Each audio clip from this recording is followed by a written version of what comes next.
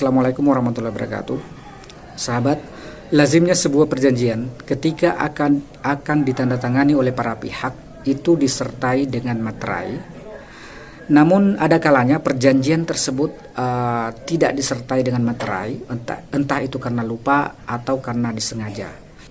Nah, terhadap persoalan ini sering dipertanyakan apakah perjanjian yang tidak disertai dengan materai tersebut tetap sah dan mengikat secara hukum dan dapat dipertanggungjawabkan kepada para pihak. Nah, di video kali ini saya akan mencoba memberikan penjelasan terkait dengan hal ini. Tapi seperti biasa, bagi sahabat-sahabat yang belum subscribe channel ini, silahkan subscribe terlebih dahulu dan jangan lupa menekan tanda lonceng. Oke, hal pertama yang penting untuk diketahui bahwa keberadaan materai tersebut dalam sebuah perjanjian itu bukanlah sebuah syarat yang diharuskan secara hukum. Karena berdasarkan pasal 1320 KUH Perdata, di mana di situ disebutkan 4 hal yang menjadi syarat agar sebuah perjanjian sah dan mengikat secara hukum.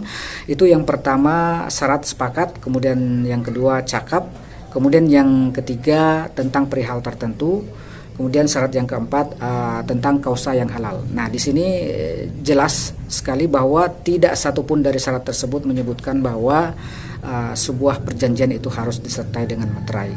Terhadap syarat sahnya perjanjian ini sudah saya jelaskan di video saya sebelumnya. Silahkan tonton untuk mendapatkan kejelasan yang lebih lanjut. Lalu mengapa sebuah perjanjian itu atau apa urgensinya sebuah perjanjian itu harus disertai dengan materai?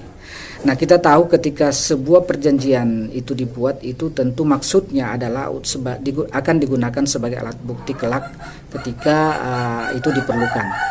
Nah, ketika itu akan diajukan di pengadilan sebagai alat bukti, nah itu tentu akan ditolak oleh pengadilan dengan alasan bahwa dokumen tersebut atau perjanjian tersebut itu belum melunasi pajak dokumen karena Undang-Undang Nomor 13 Tahun 1985 mengharuskan setiap perjanjiannya, setiap surat atau dokumen apapun yang akan diajukan ke pengadilan harus telah melunasi biaya materai.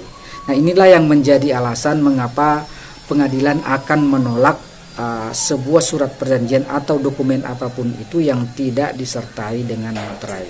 Nah, hanya alasan inilah sahabat mengapa sebuah perjanjian itu harus disertai dengan materai, bukan karena syarat sahnya perjanjian tersebut. Jadi sampai di sini ini sudah sangat jelas sekali bahwa setiap dokumen itu yang akan digunakan sebagai alat bukti itu harus disertai dengan materai. Jadi demikian video kali ini. Silakan tonton video kami selanjutnya. Terima kasih.